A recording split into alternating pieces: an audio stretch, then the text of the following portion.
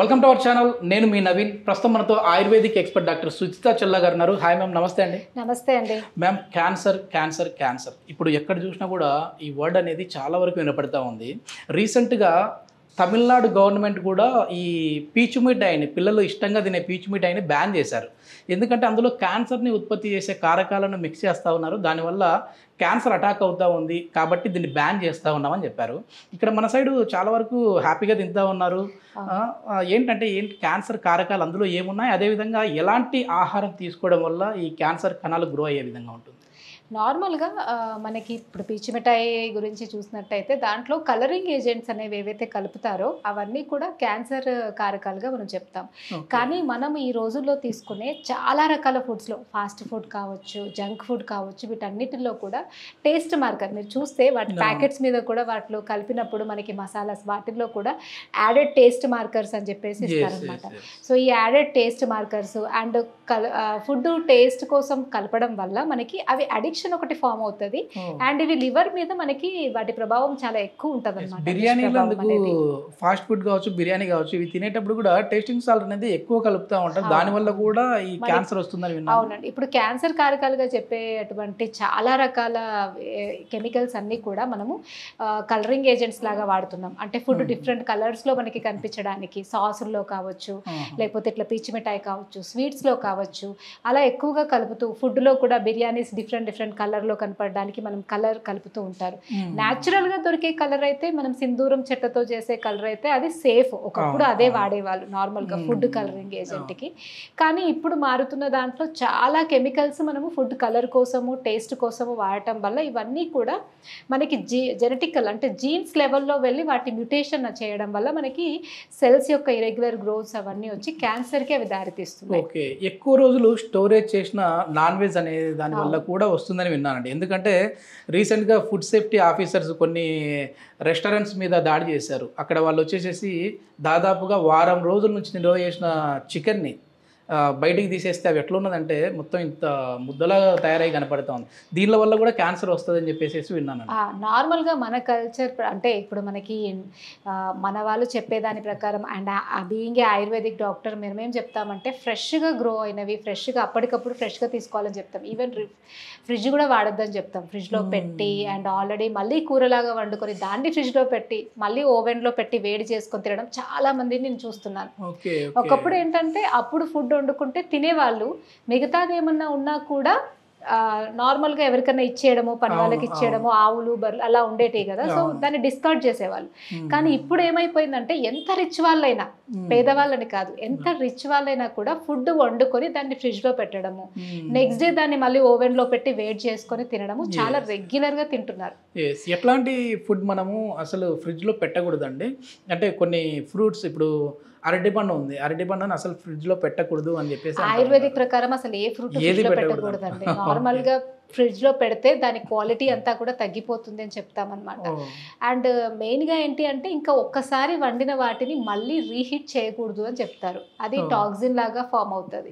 అంటే ఒకసారి ఆల్రెడీ మనం వేడి చేసి వంట చేసి అంతా అయిపోయి పక్కన పెట్టేస్తాం కదా, ఫుడ్ ప్రాసెస్ అయిపోయి ప్రాపర్గా అయిపోయినాక మళ్ళీ దాన్ని రీహీట్ చేయడం వల్ల క్యాన్సర్ కారకాలు అనేవి డెఫినెట్గా ప్రొడ్యూస్ అవుతాయి. ఓకే, ఇది మొత్తం మీద అయితే ఇప్పుడు మేము పీచు మిఠాయిలకి దూరంగా ఉండాలన్నమాట ఇక్కడ.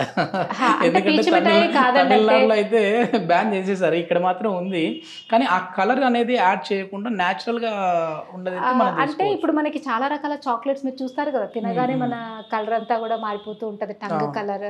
సో చాలా రకాల చాక్లెట్స్ లో, ఐస్ క్రీమ్స్ లో, అండ్ ఇప్పుడు స్వీట్స్ లో, పీచు మిఠాయిలో, వీటన్నిటిలో కలర్స్ కలుపుతారు, సాసుల్లో. కాకపోతే ఫుడ్ అండ్ డ్రగ్ అంటే మనకి ఎవరైతే చూస్తున్నారో వాళ్ళు అంత క్లీన్ గా అంత అబ్జర్వేషన్ సరిగా లేకపోవడం వల్ల ఇవన్నీ కూడా అట్లా ముందుకెళ్తున్నాయి. కానీ చాలా వరకు వీటిల్లో మనకి కెమికల్స్ వల్ల మనకి హెల్త్ అనేది పాడవుతూ క్యాన్సర్ రోడ్ మీద చూసినప్పుడు ఈ చికెన్ ఐటమ్ కూడా చూడడానికి కలర్ఫుల్ గా కనపడుతూ ఉంటది, చూస్తూనే చాలా బాగా తినాలనిపించే విధంగా ఉంటది. అది కూడా కలర్ యాడెడే కదా. అవునండి, చికెన్ లాలీపాప్స్ అని అట్లా సేల్ చేస్తుంటారు కదా. ఈ కలర్స్ వల్ల చాలా మందికి కిడ్నీస్ మీద చాలా పెద్ద అంటే డ్యామేజ్ అయ్యే ఛాన్సెస్ ఎక్కువగా ఉంటాయి. మనం ఇట్లాంటి కలరింగ్ ఏజెంట్స్ ఇవి తిన్నప్పుడు ఫస్ట్ అది బ్లడ్ లోకి వెళ్ళినాక కనుక మనం ఈ టాక్సిన్స్ అంతా కూడా క్లీన్ చేసే ఆర్గాన్స్ రెండే కదా, లివర్ అండ్ కిడ్నీస్. సో ఇలాంటివి ఎక్కువ లోడ్ ఉన్నప్పుడు మనకి ఫస్ట్ డ్యామేజ్ అయ్యేవి మన కిడ్నీస్, మన లివర్. ఓకే. ఆ తర్వాత ఈ క్యాన్సర్ లాంటి పెద్ద పెద్ద జబ్బులు కూడా మనకి వచ్చే ఛాన్సెస్ ఉంటాయి. ఎట్లాంటి ఫుడ్ తీసుకోవడం వల్ల మనం హెల్తీగా ఉంటామండి? అంటే ఇప్పుడు ఎట్లాగో మనం ఈ క్యాన్సర్ గురించి మాట్లాడుతూ ఉన్నాము, ఎలాంటి ఫుడ్ తీసుకోకూడదు అనేసి మీరు చెప్తా ఉన్నారు. ఎలాంటి ఫుడ్ బెస్ట్ అంటారు మనకి? నార్మల్గా అప్పటికప్పుడు మనం ఫ్రెష్గా చేసుకునేటువంటి ఎనీ అంటే కర్రీస్ కావచ్చు, రైస్ కావచ్చు, అప్పటికప్పుడు ఫ్రెష్గా వండుకొని తీసుకోవాలి.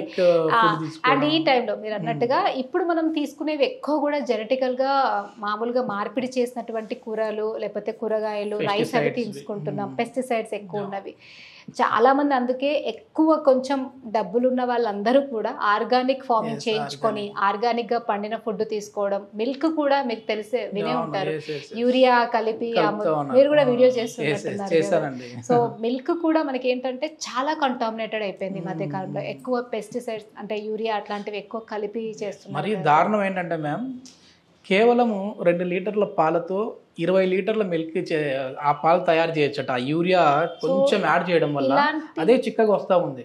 ఇలాంటి యూరియా ఇవన్నీ కూడా యాసిడ్స్ అండి. మామూలుగా పెస్టిసైడ్స్ అన్ని కూడా యాసిడ్స్. ఇవన్నీ మనం వేసినప్పుడు మన బాడీలో కూడా ఓవర్ హీట్ ఎక్కువైపోయి క్యాన్సర్ని ఎక్కువ ప్రొడ్యూస్ చేస్తాయి. మీరు అడిగారు కదా ఇవన్నీ ఎలా క్యాన్సర్ని ప్రొడ్యూస్ చేస్తాయంటే, మనం బయట వాడే చాలా కెమికల్స్ ఇవంతా కూడా మన అసిడిటీని బాగా పెంచుతాయి. అంటే యూరియా, యూరిక్ యాసిడ్, నార్మల్గా మనము వాడే ఫుడ్ కలర్స్, వీటన్నిటి వల్ల మనకి లేటర్గా తర్వాత అయ్యేది ఏంటి అని అంటే మన బ్లడ్లో హీట్ అనేది చాలా ఎక్కువగా పెరిగిపోతుంది. సో ఆ ఓవర్ హీట్ వల్ల మనకి ఈ సెల్స్ యొక్క డివిజన్ అనేది చాలా ఎక్కువగా డిస్టర్బ్డ్గా జరిగిపోతుంది. క్యాన్సర్ అనేది ఏదో ఎక్కడి నుంచో బయట నుంచి వచ్చేది ఏం కాదు, మన బాడీలో ఉన్న సెల్సే గ్రో అవుతాయి, అబ్నార్మల్ గా డివిజన్ అవుతాయి. ఓకే. నార్మల్ గా డివిజన్ 1-2 సెల్స్ అయ్యి ఆగిపోవాలి, 20 సెల్స్ లాగా డివిజన్ అవుతుంది. సో అలా abnormal growth of abnormal size, abnormal count, ఇవి రెండు కూడా గ్రోత్ అయినప్పుడు మనం క్యాన్సర్ అంటాం. ఎస్. ఇట్లాంటి ఫేక్ అంటే ఇట్లా ఫేక్ మిల్క్ కావచ్చు, అంటే యూరియా కలిపిన మిల్క్ కావచ్చు, లేదంటే ఇట్లా కలర్ కోటెడ్వి ఐటమ్స్ తీసుకోవడం వల్ల కావచ్చు. పిల్లలు కూడా ఒకప్పుడు మామూలుగా 15 ఇయర్స్లో అట్లా మెచ్యూర్ అయ్యేవాళ్ళు ఇప్పుడు 12 సంవత్సరాలకే మెచ్యూర్ అవుతా ఉన్నారు, 11 ఏళ్ళకే మెచ్యూర్ అవుతా ఉన్నారని కూడా విన్నానండి. అది హార్మోన్స్ని బాగా ఇంబ్యాలెన్స్ చేస్తూ ఉండడం వల్ల వాళ్ళకి తొందరగా ఎర్లీగా కూడా మెనార్కి ఇవన్నీ కూడా అవుతుంది. మీరు ఇంతకుముందు అన్నట్టు పీచు మిఠాయిలో నార్మల్గా మనం కలర్ కోసం రోడమైడ్ బి అనేది కలుపుతారు. సో అది క్యాన్సర్ ఏజెంట్ అనమాట. సో దానివల్ల క్యాన్సర్ వస్తుంది అని చెప్పేసి ఇప్పుడు ఈవెన్ తమిళనాడు గవర్నమెంట్ కూడా మనకి దాన్ని బ్యాన్ చేసింది. కానీ మనం చూసుకున్నట్టయితే మనం తినే చాలా అటువంటి ఫాస్ట్ ఫుడ్, జంక్ ఫుడ్లో ఈవెన్ మనకి టేస్ట్ కోసం మనము నూడిల్స్ వాటన్నిటిలో కూడా మనం కలిపేటువంటి మోనోసోడియం గ్లూటాథైనేట్ అంటాం. సో టేస్ట్ కోసం కలుపుతా ఉంటాం కదా, కూల్ డ్రింక్స్ లలో కూడా ఇప్పుడు సో మనం తినే ప్రతిదీ అంటే ఇంట్లో చేసింది కాక బయట మనం టేస్టీగా తినేటువంటి చాలా వాటిలో మనం తినే బర్గర్స్ కావచ్చు, లేకపోతే ఇవి నూడిల్స్ కావచ్చు, లేకపోతే బయట ఫాస్ట్ ఫుడ్ లో దొరికేటువంటి డిఫరెంట్ చైనీస్ ఐటమ్స్ లో ఖచ్చితంగా మనకి టేస్ట్. మనం ఏదో ఈ కాన్స్టిపేషన్ ప్రాబ్లం డిస్కస్ చేసేటప్పుడు మాత్రమే దీని గురించి మాట్లాడే వాళ్ళం మేము, కానీ అది ఫైబర్ రిచ్ ఉండకపోవడం వల్ల ఈ ప్రాబ్లం వస్తుంది అనుకున్నాం. కానీ అదే కాదు, ఈ క్యాన్సర్ కారకాలు కూడా ఉన్నాయనిపిస్తుంది ఇప్పుడు. ఎందుకంటే సాసులు మనం చూస్తూ ఉంటాం, ఆ కలర్ రావడానికి కూడా కలర్ ఏజెంట్స్ వాడుతూ ఉంటారు. యాక్చువల్గా న్యాచురల్ కలర్ ఏజెంట్స్ అనేవి కలపడమే ఆపేశారు మొత్తం. ఇవి కెమికల్గా లోడెడ్ ఉన్నటువంటి కలర్స్ కలపడం వల్ల ఇవన్నీ కూడా డెఫినెట్గా మన ఆర్గాన్స్ మీద దుష్ప్రభావం చూపుతూ క్యాన్సర్కి కారకం అవుతూ ఉన్నాయి. సో మెయిన్గా అయితే మనం చాలాసార్లు ఈ మోనోసోడియం గ్లూటాథైనేట్, ఈ సాల్ట్ గురించి చాలా డిస్కషన్స్ జరిగాయి, చాలా వీడియోస్ ఉండొచ్చు నాకు తెలిసి దీని మీద. అయినా కూడా తీసుకోవడము ఆపలేదు అండ్ అది కంటిన్యూగా అట్లనే జరిగింది. ఎవరైనా చెప్పినా వాళ్ళు తినేవి తింటూనే ఉంటారు, కానీ వచ్చిన తర్వాత స్ట్రగుల్ అవుతా ఉంటారు. బట్ ఇవన్నీ కూడా నిజంగా చెప్పాలంటే క్యాన్సర్ కి చాలా కారకాలు అవుతున్నాయి. మనం తినే ఫుడ్డే విష పదార్థాలు. ఏ ఆర్గాన్ మీద మనకి డ్యామేజ్ అయిందంటే ఆ ఆర్గాన్ కి సంబంధించిన సెల్స్ అక్కడ గ్రో అవుతూ ఉంటాయి. ఇప్పుడు ఎందుకంటే ఈ క్యాన్సర్లోనే మనకి బ్రెయిన్ క్యాన్సర్ చూస్తూ ఉంటాము, బ్లడ్ క్యాన్సర్ చూస్తూ ఉంటాము, స్కిన్ క్యాన్సర్, లంగ్ క్యాన్సర్ ఇట్లా చూస్తూ ఉంటాం, బోన్ క్యాన్సర్ కూడా చూస్తూ ఉంటాం. సో అట్లా ఏ ఆర్గాన్ మీద దాని ప్రభావం ఉంటుందో అక్కడ వస్తుందండి. నార్మల్గా మనకి క్యాన్సర్లో చాలా టైప్స్ ఉంటాయి, మీరు అన్నట్టుగా డిఫరెంట్ టైప్స్ ఆఫ్ క్యాన్సర్స్ ఉంటాయి. సో నార్మల్గా మన బాడీలో ఎక్కడైతే టాక్సిన్స్ ఎక్కువగా అక్యుములేట్ అవుతాయో ఆ పార్ట్లో ఎక్కువగా మనకి ఆ టాక్సిన్ అనేది పేరుకుపోతుంది కాబట్టి ఆ క్యాన్సర్ వచ్చేది ఉంటుంది అనమాట. ఇప్పుడు జనరల్గా కూడా మనకి లంగ్స్కి సంబంధించిన క్యాన్సర్ ఎవరికి వస్తుంది అని అంటే ఎక్కువ మనకి కాఫ్ కోల్డ్కి రిపీటెడ్గా వాళ్ళకి ఇమ్యూనిటీ తక్కువ ఉండడం వల్ల, వాళ్ళు అలాంటి కారణాలకి ఎక్కువగా ఎక్స్పోజ్ అయినప్పుడు, ఇప్పుడు కిడ్నీకి సంబంధించినటువంటి క్యాన్సర్ కొంతమందికి, లివర్కి స్మోకింగ్ చేసే వాళ్ళకంటే ఆ స్మోక్ ని పీల్చే వాళ్ళకి ఎక్కువ వస్తా ఉన్నాయి. అంటే వాళ్ళు ఎక్స్పోజ్ అయిన కాజెస్ ని బట్టి అండ్ జెనెటికల్ గా కూడా ఒకవేళ అదేమన్నా క్రాస్ అయినా కూడా మదర్ ఫాదర్ నుండి అలాంటివి ఏమైనా క్రాస్ అయినా ఆ పర్టికులర్ దాన్ని బట్టి మనకి ఆ టైప్ ఆఫ్ క్యాన్సర్స్ రావడానికి జెనెటిక్ గా కూడా వస్తుందండి. డెఫినెట్ గా అండి. నార్మల్ గా మదర్ వూంబులో బేబీ ఫామ్ అయ్యేటప్పుడు, సో అప్పుడే మనకి ఒకవేళ వచ్చేటువంటి జైగోట్లో నార్మల్ గా మనకి ఓవం అండ్ స్పర్మ్ కలిసేటప్పుడు ఆ వచ్చే ఓవం నుండైనా స్పర్మ్ నుండైనా అది హెల్దీగా రాకపోయినా, దాంట్లో ఒకవేళ డిఫెక్ట్స్ ఉన్నా కూడా చాలా మంది అడుగుతారు, బేబీ అయితే ఏం తినలేదు కదా, ఇప్పుడు మనం డిస్కస్ చేసుకున్నాం కదా, పీచు మిఠాయి తింటే లేకపోతే కొన్ని టేస్టింగ్ తింటేనే క్యాన్సర్, బట్ పుట్టిన 6 నెలలకే లేదా పుట్టిన సంవత్సరానికి 2 సంవత్సరాల వాళ్ళకి ఎందుకు క్యాన్సర్ వస్తుంది అని చాలా మంది పిల్లలు. మొన్ననైతే ఒక బాబు వచ్చాడు, తనకి 5 yearsకి బ్లడ్ క్యాన్సర్ అనమాట. సో తను చెప్పడం ఏంటి అంటే, నేను చాలా హెల్దీ ఫుడ్డే పెట్టాను, బయట ఫుడ్ కూడా ఏమి ఇవ్వలేదు, చాలా హెల్దీగా పెంచాము, అయినా క్యాన్సర్ ఎందుకు వచ్చింది మా బాబుకి అంటే, నార్మల్గా మనకి మదర్ అండ్ ఫాదర్ నుండి అది జైగోట్ ఫామ్ అయ్యేటప్పుడు కూడా డిఫెక్టివ్గా, అంటే అప్పుడు వాళ్ళు తిన్న ఫుడ్ వల్ల, వాళ్ళు ఎక్స్పోజ్ అయిన కెమికల్స్ వల్ల కూడా జీన్స్లో ఒకవేళ మార్పు వస్తే మనకి ఆ క్యాన్సర్ అనేది వచ్చే ఛాన్సెస్ ఉంటాయి పిల్లల్లో. మొత్తం మీద ఇది ఏంటంటే, మనకి ఇప్పుడు ఏదో స్టేట్లో దీన్ని బ్యాన్ చేశారు కాబట్టి మనం తినకుండా ఉండాలని ఈ 10 రోజుల వరకు మాత్రమే మైండ్లో పెట్టుకోకుండా, చాలా వరకు ఈ కలర్ ఏజెంట్స్ అనేటివి చాలా కలుపుతూ ఉంటారు కాబట్టి మీరు చూసి హైజెనిక్ ఫుడ్ అయితే తీసుకోండి. అట్లా అని చెప్పేసి మీరు ఏదో ఎక్కువ ఖర్చు పెట్టుకోండి అని చెప్పట్లేదు మనం. సో జాగ్రత్తగా ఏది మనం తినాలి, ఏది తినకూడదు అని చెప్పి తెలుసుకొని తింటే ఇట్లాంటి క్యాన్సర్ కారకాలు రాకుండా ఉంటాయి, క్యాన్సర్ సెల్స్ అనేవి గ్రో అవ్వకుండా ఉంటాయి. Thank you ma'am. Thank you.